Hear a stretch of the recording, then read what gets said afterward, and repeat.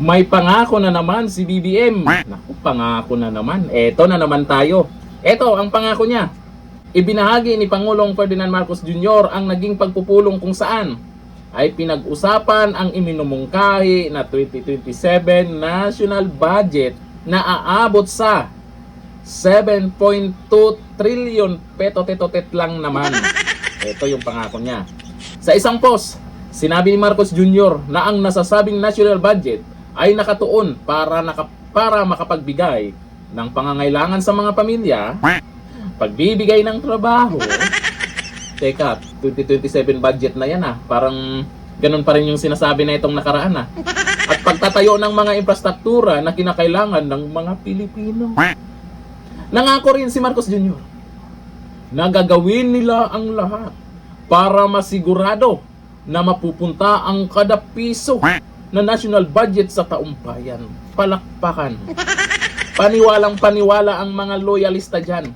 Kasi naman, mga uto-uto. Sa balitang to, ay nako, puro tawanan na lang. Ang daming nag-react na dyan na tawa. Hindi na naniniwala ang taong bayan. Ilang taon na yung pondo na yan, parehos yung sinasabi, pero anong resulta? Nga. O ito, sabi ng mga nagkomento doon yun, sa bagay, hindi naman nakikinig to sa sigaw ng taong bayan. Hindi nila alam tong mga reaksyon ng mga tao tungkol dyan sa pinagagawa nila.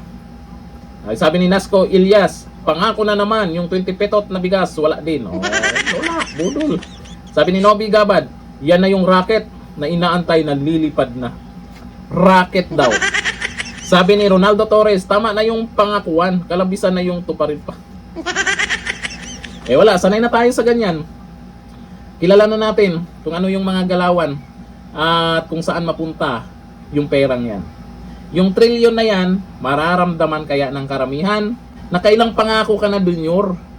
Dapat naman sana, unahin mo munang tuparin yung pangako mo nung una. Hindi yung kakalimutan na lang ng mga pangako mo nung una. Eto, panibago na naman, may paasahin na naman. Sa bagay, karamihan hindi na umasa. Alam na kung anong gagawin nyo dyan. Yung mga umasa, yung mga naniniwala, yung mga uto-uto, ay talagang tuwang-tuwa dyan. Bandang huli, malamang lahat tayo nga. Dito lang, thank you. Bye-bye.